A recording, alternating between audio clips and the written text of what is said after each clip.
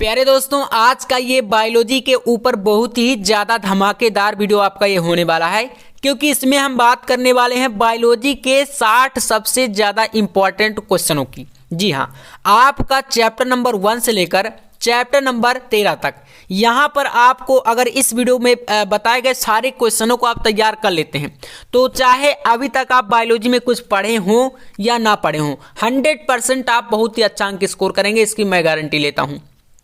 तो चलिए वीडियो को शुरू करते हैं। सबसे पहले हम लोग शुरू करेंगे हमेशा की तरह ऑब्जेक्टिव क्वेश्चन से, जिसमें आज के इस वीडियो सीरीज में आपके 40 क्वेश्चन होंगे ऑब्जेक्टिव टाइप के और 60 क्वेश्चन आपके होंगे जो कि आपको इंपॉर्टेंट टॉपिक बताऊंगा। ठीक है, तो चलिए यहाँ पर देखते रहिएगा आप लोग पूरा अंत तक। वीडियो काफ़ी ज़्यादा इंपॉर्टेंट है और लाइक कर दीजिएगा, अपना प्यार जरूर दिखाइएगा आप लोग, और चैनल को भी सब्सक्राइब कर लीजिएगा, क्योंकि मैं लगातार आपको टॉपिक वाइज दिन रात आपके लिए एक करके वीडियो बना रहा हूँ। चलिए देखिए पहला क्वेश्चन, आवृत्तिबीजी पौधों में पुंकेसर है।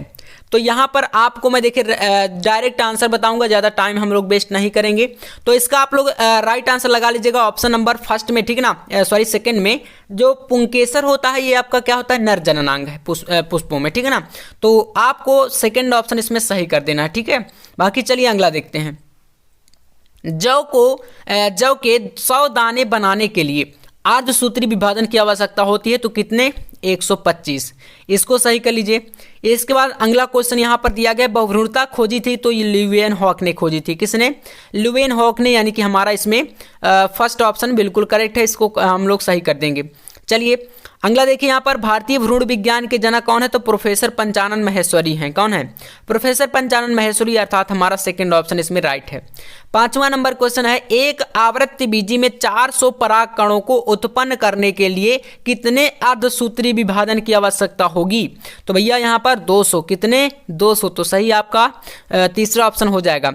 चलिए यहाँ पर 6 नंबर क्वेश्चन देखिए, इसमें बताया गया है आवृत्तिबीजी पौधे का भ्रूणपोष होता है, तो भैया ये होता है त्रिगुणित। कैसा होता है, 3n, आपने सुना होगा 3n, अगर 2n होता तो यहाँ पर द्विगुणित है ना, और n होता तो अगुणित, तो यहाँ पर आप त्रिगुणित पर लगाइएगा, जो कि हमारा तीसरा ऑप्शन इसमें सही है। ठीक है, चलिए बढ़ते हैं। नेक्स्ट क्वेश्चन, जल परागित पादप का नाम तो हाइड्रिला है। कौन सा है, हाइड्रिला, तो इसमें आप मारिएगा ऑप्शन फर्स्ट पर चिन्ह। चलिए इसके बाद यहाँ पर निम्नलिखित में से किसका उद्भव भ्रूणीय मेसोडर्मल स्तर से हुआ है, तो रक्त यानी रुधिर का, तो थर्ड ऑप्शन बिल्कुल करेक्ट है। चलिए इसके बाद देखते हैं अगला क्वेश्चन। क्वेश्चन नंबर 9 है, नर में द्वितीयक लैंगिक लक्षणों के लिए अनिवार्य हार्मोन तो टेस्टोस्टेरोन आपका नर में होता है।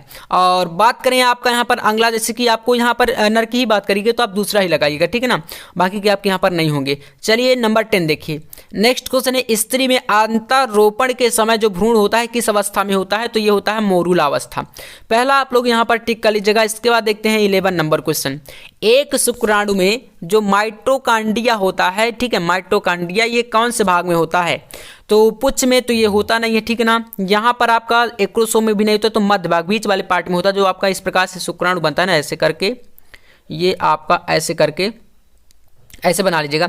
तो शीर्ष भाग ये होता है, ठीक है ना, शीर्ष भाग, और ये पुच्छ होता है आपका, और जो मध्य भाग होता है इसमें, ये आपका इसमें क्या होता है, यहाँ पर पाया जाता है माइटोकांड्रिया। तो इसमें आप थर्ड ऑप्शन करिएगा। 12 नंबर क्वेश्चन देखिए, एड्स जो कि आपका बीमारी एक प्रकार की होती है, यौन संचारित बीमारी है, रोग का कारक क्या होता है, तो विषाणु होता है, और किस विषाणु से, तो HIV वायरस है ना, HIV बीमारी ये सॉरी विषाणु से होता है। चलिए इसके बाद देखिए, क्या पुरुष से संबंधित है, तो भैया वैसेक्टोमी संबंधित है। क्या संबंधित है, वैसेक्टोमी। और बात करें ट्यूबेक्टोमी की, तो ये किससे संबंधित है, महिलाओं से या स्त्रियों से कह सकते हैं, ठीक है ना। तो इसको आप कर लीजिएगा, यहाँ पर स्त्रियों से संबंधित है या, ठीक है ना। चलिए आप देखते हैं यहाँ पर, कॉपर टी रोकता है तो निषेचन को रोकता है। क्या रोकता है, निषेचन, तो फर्स्ट ऑप्शन सही है। 15 नंबर क्वेश्चन यहाँ पर बता रहा है कि लक्षण जिनमें X गुणसूत्रों पर होते हैं, जीन्स जो X गुणसूत्रों पर होते हैं, तो उनको क्या बोलते हैं, तो यहाँ पर राइट आंसर हो जाएगा आपका लिंग सहलग्न, है ना, सेकंड ऑप्शन मारिएगा आप लोग इसमें। चलिए यहाँ पर 16 नंबर, मनुष्य में जो वर्णांधता का जीन स्थित होता है वह कहाँ पर स्थित होता है, तो यहाँ पर आपको लगाना है ऑप्शन सेकंड में, यानी कि जो X क्रोमोसोम है इस पर यह स्थित होता है वर्णांधता का जीन। 17 नंबर देखिए, कह रहा है निम्न में से कौन सा रुधिर समूह जो है सार्वत्रिक दाता कहलाता है, यानी कि सभी को रक्त दे सकता है, तो वो होता है आपका O, है ना। अब A positive, B positive, O positive, O negative, ऐसा आप लोग करते रहिएगा। बाकी यहाँ पर ओ आपका जो है ये सर्वदाता ग्रुप है, ठीक है।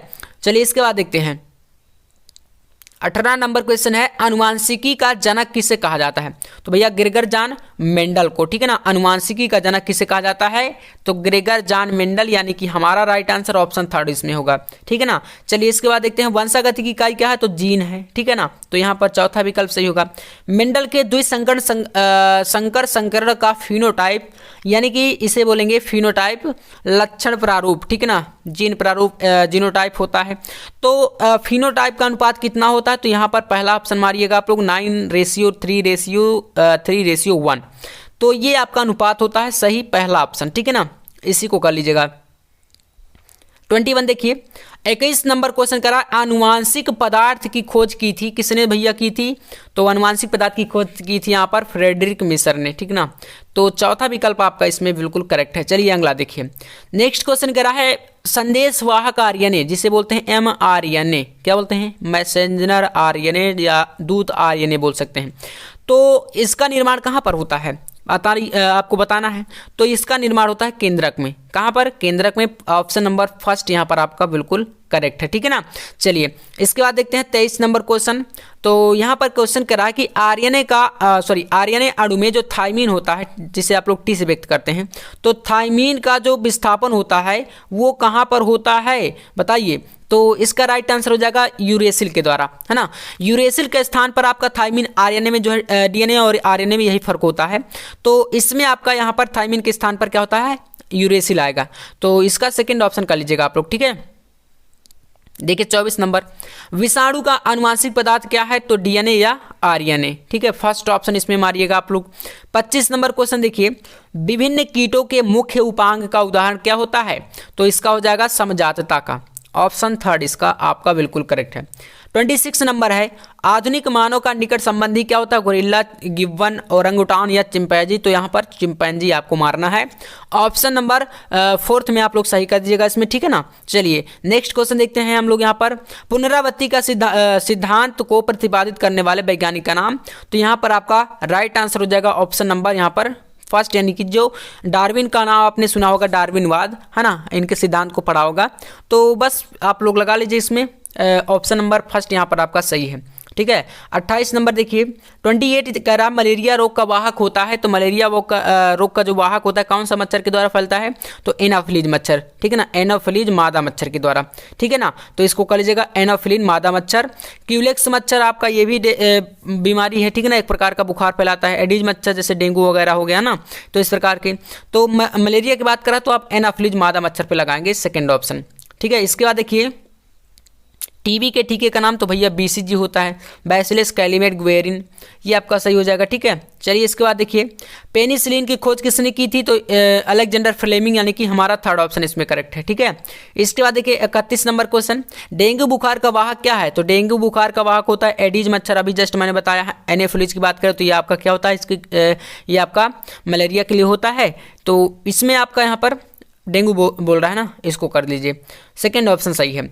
31 नंबर, बायोगैस उत्पन्न होती है किसके द्वारा? तो बायोगैस आपका यहाँ पर आर्की बैक्टीरिया के द्वारा, ठीक है ना, आर्की बैक्टीरिया, यानी कि हमारा सेकेंड ऑप्शन। इसके बाद देखिए 33 नंबर क्वेश्चन, शर्करा से एल्कोहल का उत्पादन करने वाला कवक कहलाता है? ईस्ट, पेनिसिलियम, राइजोपस या म्यूकर?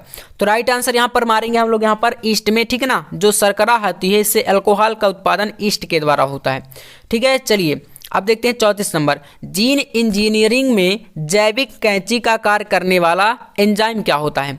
तो कैंची मतलब जैविक कैंची, जो एंजाइम, ऐसे एंजाइम का नाम बताना है जो डीएनए को तोड़ देता है, काट देता है।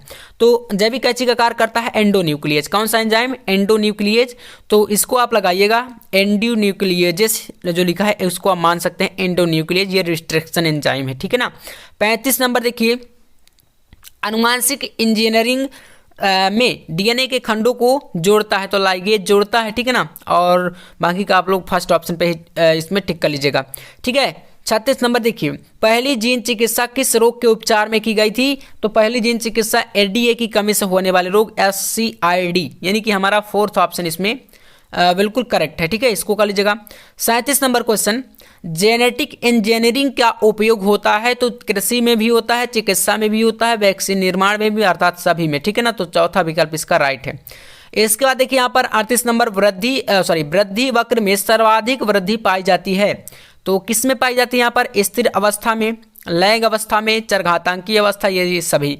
तो राइट आंसर यहाँ पर थर्ड ऑप्शन, ठीक है ना, चरघातांकी। 39 नंबर देखिए, इसमें बताया गया यहाँ पर पारिस्थितिक तंत्र में से संबंधित भारतीय वैज्ञानिक कौन है? तो पारिस्थितिक तंत्र से संबंधित यहाँ पर आर मिश्रा। कौन है? आर मिश्रा पे लगाइएगा आप लोग, सेकेंड ऑप्शन आपका सही है। 40 नंबर देखिए, आदिपादप अपने मुख्य पादप से केवल क्या लेते हैं? भोजन लेते हैं, आवास लेते हैं, जल लेते हैं, या ये सभी प्रकार के? तो यहाँ पर आपको पता होना चाहिए आवास लेते हैं, ठीक ना। जो अधिपादप हैं वो मुख्य पादप से क्या लेंगे? आवास, क्योंकि वो उन्हीं के ऊपर रहते हैं ना, उन्हीं पर रहते हैं। जैसे आपने कोई वृक्ष देखा होगा, आप देखेंगे भैया आम के पेड़ में पीपल का वृक्ष निकल आता है, नीम के पेड़ में पीपल का वृक्ष निकल आता है, तो वो उन पर आवास ही तो ले रहे हैं, है ना। बाकी का जो अपना भोजन है वो तो उसी प्रकार से सूर्य से ही बनाएंगे, है ना। सूर्य से लेकर सारी चीज़ें उस प्रकार से जैसे होता है प्रकाश से संश्लेषण, तो वो आवास लेते हैं। तो सेकंड ऑप्शन कर लीजिएगा। अब ये 40 आपके यहाँ पर ऑब्जेक्टिव कंप्लीट हो चुके हैं। अब हम यहाँ पर देखेंगे 60 सबसे महत्वपूर्ण टॉपिक, तो चलिए उनको भी हम लोग देख लेते हैं। दोस्तों हम लोग यहाँ पर चलिए बात करते हैं क्लास 12 बायोलॉजी के आपके 60 सबसे ज़्यादा इंपॉर्टेंट टॉपिक की। यानी कि आज के इस वीडियो पे जो मैं ये शॉर्ट टॉपिक आपको बता रहा हूँ, अगर आप ये 60 टॉपिक पढ़ लेते हैं, ठीक है ना, बचे हुए टाइम पर, तो 100% आप 70 में 70 अंक स्कोर करेंगे। क्योंकि यहाँ पर बात करें, आप बोलेंगे 70 में 70 कैसे हो सकता है? तो हो सकता है क्योंकि ऑब्जेक्टिव की तैयारी तो मैंने आपको ऑलरेडी करा रखी है और बाकी के मैं आपको यहाँ पर प्रोवाइड करा भी रहा हूँ लगातार क्वेश्चन। और ये 60 टॉपिक में से आपका जो लघु उत्तरीय प्रश्न है, अति लघु उत्तरीय प्रश्न, ये सारे के सारे क्वेश्चन आपके यहाँ पर कवर हो जाएंगे।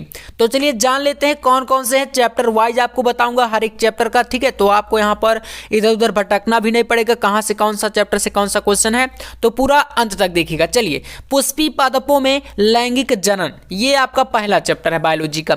इसमें आपके कुछ डायग्राम भी आएंगे बोर्ड एग्जाम में, जिसमें से आप देख सकते हैं पहला क्वेश्चन यहाँ पर या पहला टॉपिक आपका होने वाला है परिपक्व पराग कोष का चित्र, ठीक है। ये आपका जो डायग्राम है बोर्ड एग्जाम में 3 नंबर के लिए पूछा जाता है, याद रखिएगा। तो पहला ये काफी इंपॉर्टेंट डायग्राम है। इसके बाद दूसरा आपका यहाँ पर एक डायग्राम और आता है इसी चैप्टर से, जो कि है अपरिपक्व पराग कोष का चित्र, तो ये दूसरा डायग्राम है, ठीक है ना। और इसके बाद तीसरा आपका यहाँ पर है आवृत्तिबीजी बीजांड का चित्र। तो यहाँ पर देखिए आपको पता है जो डायग्राम है बायोलॉजी में बहुत ज्यादा इंपॉर्टेंट है, तो इनको जरूर से आपको तैयार करना है। ये 3 जो है पहले चैप्टर से काफी इंपॉर्टेंट क्वेश्चन है। इसके बाद चौथा यहाँ पर देख सकते हैं परागण क्या है, ठीक है, परागण क्या है। फिर आपका आता है द्विनिषेचन यानी डबल फर्टिलाइजेशन क्या है। अगला यहाँ पर टॉपिक आपको इसमें है अनिषेक फलन। मैंने बताया था ना, जो अनिषेक फलन होता है क्या होता है, इसमें भैया बिना निषेचन के फल निर्माण होता है, ठीक है ना। तो इसको कर लीजिएगा। लघु बीजाणु जनन क्या है, इन सभी पर टिप्पणियां बोर्ड एग्जाम में लिखने के लिए आएंगी। और इसी प्रकार से पहले चैप्टर से आपका 8वां टॉपिक है गुरु बीजाणु जनन। तो टोटल आपको 8 टॉपिक कह सकते हैं या 8 प्रश्न आपको चैप्टर नंबर 1 से तैयार करना है, याद रखिएगा, यहाँ पर पुष्पी पादपों में लैंगिक जनन से। अगला तो चैप्टर आपका है मानव जनन। मानव जनन में देखिए आपको बता दें, यहाँ पर मानव जनन में पहला जो क्वेश्चन आपका या पहला टॉपिक आपका इससे इंपॉर्टेंट है आवर्त चक्र, ठीक है ना, महिलाओं में आवर्त चक्र को लेकर। इसके बाद अंडाणु जनन क्या है, शुक्राणु जनन क्या है, ये 3 तो टॉपिक हैं। लेकिन इससे आपका जो डायग्राम आएगा वो कौन सा आएगा, तो एक आएगा आपका नर जनन तंत्र का, ठीक है, नर जनन तंत्र 5 नंबर का क्वेश्चन, और एक आपका यहाँ पर आता है मादा जनन तंत्र, ठीक है ना। ये दोनों के दोनों डायग्राम इस चैप्टर से 5 नंबर के लिए बोर्ड एग्जाम में आते हैं। तो डायग्राम का वीडियो अलग से मैंने प्रोवाइड आपको करा दिया है, इसलिए यहाँ पर मैंने डायग्राम को नहीं लिया, क्योंकि मैंने पूरी बुक से आपको 13 सबसे ज्यादा इंपॉर्टेंट डायग्राम बताए हैं। तो ये आपको 3 टॉपिक इससे पढ़ने हैं जो कि काफी इंपॉर्टेंट, ठीक है ना। इससे आपका अगला देखिए जनन और स्वास्थ्य, जनन स्वास्थ्य जो कि तीसरा चैप्टर है यहाँ पर। इसमें देखिए पहला जो आपका टॉपिक है या कह सकते हैं पूरा मिला के चले तो 12 नंबर टॉपिक मनुष्य में यौन संबंधी रोग, जैसे कि आपका एड्स हो गया, ठीक है ना, एड्स हो गया। इसके बाद आपका यहाँ पर उपदंश यानी सिफिलिस हो गया, ठीक है, उपदंश हो गया। इस प्रकार के कुछ रोग हैं, है ना, जो कि आपको क्वेश्चन पूछेगा कि मनुष्य में यौन संबंधी रोगों को बताइए और इससे बचने के उपाय बताइए। इस प्रकार से क्वेश्चन बोर्ड एग्जाम में आता है, ठीक है। इसके बाद 13 नंबर टॉपिक देखिए परिवार नियोजन। अब यहाँ पर मैंने शॉर्ट में लिखा, लेकिन ध्यान दीजिएगा, परिवार नियोजन से पूछेगा क्वेश्चन तो कहेगा कि परिवार नियोजन क्या है, परिवार नियोजन की जो है स्थायी विधियां, है ना, इस प्रकार की अस्थायी विधियां बताइए। ये सारा कुछ यहाँ पर पूछता है, ठीक है, पूरा लॉन्ग टाइप से। इसके बाद अगला देखिए चैप्टर आपका आता है 3 चैप्टर से आपको यहाँ पर 13 टॉपिक मैंने बता दिए। अगला जो चैप्टर है यहाँ पर चौथा आपका देख सकते हैं वंशागति और विविधता के सिद्धांत। तो ये जो चौथा चैप्टर है इसमें जो पहला आपका यहाँ पर टॉपिक है अनुवांशिक रोग से। अनुवांशिक रोग क्या होते हैं, ये कैसे फैलते हैं, बचने के उपाय, ये सारा कुछ, ठीक है। प्रभाविता और अप्रभाविता, यहाँ पर आपके देखिए प्रभाविता को मैंने बताया था, है ना, जैसे मेंडल के नियम भी हमने पढ़ रखे हैं, तो उन्हीं के अंतर्गत ये चीज़ें आ जाती हैं। तीनों नियमों को मैंने बता दिया है आपको, मेंडल के नियम कई बार, तो आप उनको देख लीजिएगा। अभी जस्ट वीडियो मैंने एक डाला है, उसको भी देख सकते हैं आप जाकर चैनल पर। एक संकर और द्विसंकर क्रॉस क्या होता है। इसके बाद अपूर्ण प्रभाविता पर टिप्पणी लिखने के लिए आएगा। मेंडल के नियम तो मैंने बता दिया आपको कि इसका पूरा फुल सोल्यूशन मैंने दे दिया है। मनुष्य में लिंग निर्धारण पर टिप्पणी लिखने के लिए आएगा, जैसे कि नर में आपका XY गुणसूत्र, मादा में आपका XX गुणसूत्र, और फिर इनमें जो है कैसे संतानें बनती हैं, किस प्रकार से ये इनमें लिंग निर्धारण होता है, पूरा आरेख यानी कि चित्र सहित वर्णन करने के लिए बोर्ड एग्जाम में ये पूछता है। तो 19वां टॉपिक ये मोस्ट इंपॉर्टेंट क्वेश्चन है, ठीक है। वैसे यहाँ पर सारी बुक से 60 टॉपिक मैंने लिए हैं, तो 60 समझ सकते हैं काफ़ी इंपॉर्टेंट ही होने वाले हैं। चलिए इसके बाद अगला चैप्टर देखिए, यहां पर आता है चैप्टर नंबर 5। इसमें बताया गया वंशागति और आणविक आधार। इससे देखिए यहां पर पहला जो आपको तैयार करना है वो आपका होने वाला है जीन। जीन क्या होता है, फिर आपका आता है डीएनए तथा आरएनए, ठीक है ना। डीएनए को इसका वाटसन और क्रिक मॉडल भी इसी में पूछा जाता है, तो देख सकते हैं यहाँ पर 23 नंबर टॉपिक है। डीएनए और आरएनए में अंतर, पूरा 3 नंबर का क्वेश्चन ये है, ठीक है ना। बोर्ड एग्जाम में हमेशा ये क्वेश्चन बनता है, डीएनए और आरएनए में अंतर, ये मैंने करा दिया है। वाटसन क्रिक मॉडल मैंने आपको कराया है, आनुवांशिक कोड पर टिप्पणी कराया है, डीएनए फिंगरप्रिंटिंग मैंने कराया है। अर्थात आप कह सकते हैं यहाँ पर ज़्यादातर क्वेश्चन मैंने कराए हैं, है ना। इनमें से आप चैनल पर अभी जाकर विजिट करिए, मैं लगातार आपको दिन भर में कम से कम 6 से 7 वीडियो प्रोवाइड कर रहा हूँ। आप देखेंगे टॉपिक वाइज सारी चीज़ें मिल रही हैं। तो चैनल पर नए हैं तो सब्सक्राइब कर लीजिएगा आप लोग। चलिए अगला देखिए, 6वां चैप्टर आपके सामने है मानव स्वास्थ्य एवं रोग, ठीक है ना। तो मानव स्वास्थ्य एवं रोग से पहला जो टॉपिक आएगा इसमें आपका टिप्पणी इंटरफेरॉन क्या है। इंटरफेरॉन, फिर आपका आता है प्रतिरक्षा तंत्र, फिर है स्टेम कोशिकाएं, यह स्टेम कोशिका क्या होती है। इसके बाद देखिए 29 नंबर यहाँ पर है संक्रामक एवं असंक्रामक रोगों को बताइए क्या होते हैं, किस प्रकार से फैलते हैं। संक्रामक रोग व्यक्ति के संपर्क में आने से या कैसे, है ना। 30 नंबर टॉपिक आपका मलेरिया, डेंगू, बुखार, ठीक है ना। तो ये कैसे फैलते हैं, मलेरिया हो गया, डेंगू हो गया, है ना। एडीज मच्छर के काटने से, डेंगू को एक हड्डी तोड़ बुखार भी कहा जाता है, ठीक है ना। याद करिए, कभी कभी क्वेश्चन ऐसे आ जाते हैं हटपटी टाइप के, तो इनको जरूर आप लोग याद कर लीजिएगा। चलिए 7वां देखिए, मानव कल्याण में सूक्ष्म जीव, 7 नंबर चैप्टर। इसमें 31वां टॉपिक है वाहित मल, टिप्पणी आएगा। बायोलॉजी में बच्चों आपको बता दें सबसे ज्यादा मेरे दोस्तों आपको देखने को मिलेंगी टिप्पणी, ठीक है ना।